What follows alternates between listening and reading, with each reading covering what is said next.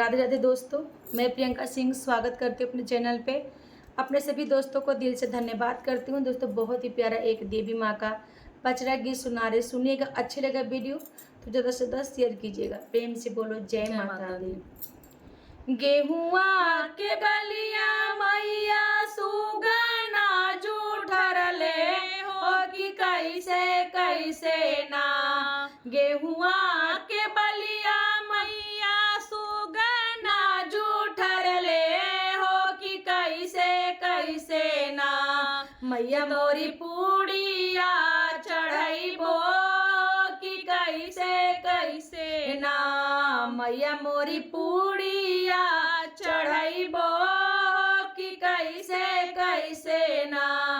गंगा जी के पनिया मैया मछली जूठरले हो कि कैसे कैसे ना।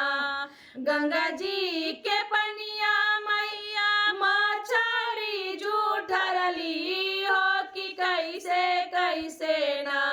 मैया मोर धरबो कलशवा हो कि कैसे कैसे ना।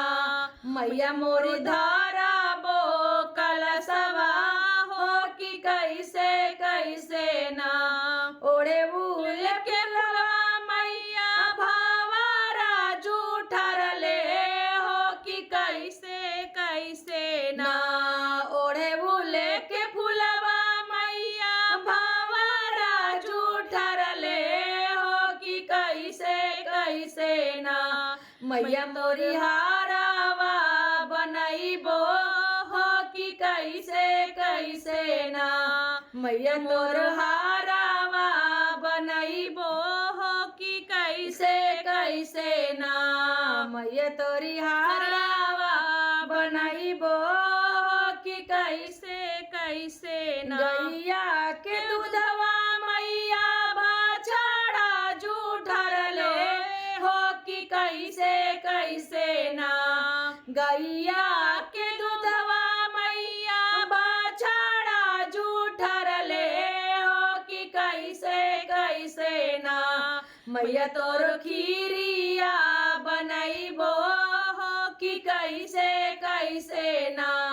मैया तोर खीरिया बनैबो हो कि कैसे कैसे ना। मैया तोरी खीरिया बनैबो हो कि कैसे कैसे ना। हमरो दिहल का सेवका हउए सुगनवा हो कि उहे गेहुआ ना। हमरो दिहल का सेवका हउए सुगनवा हो कि उहे गेहुआ ना। हमरो पूड़िया चढ़ैया सेवका उहे गेहुआ ना।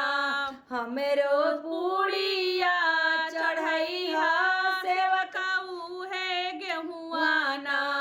हमरो पूड़िया चढ़ैया सेवका उहे गेहुआ ना। हमरो दिहल का सेवका हउए मछलिया हो कि उहे पनिया ना। हमरो दिहल का सेवका हउए मछलिया हो कि उहे पनिया ना। हमरो काला सा भरैहा सेवका उहे पनिया ना।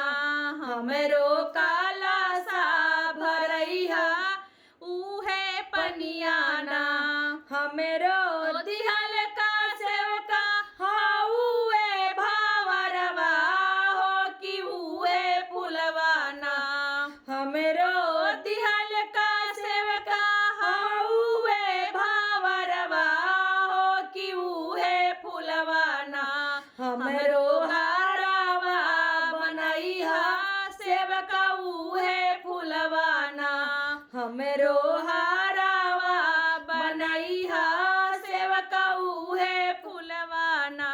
हमरो दिहल का सेवका हउए बछड़वा हो कि उहे दूधवा ना।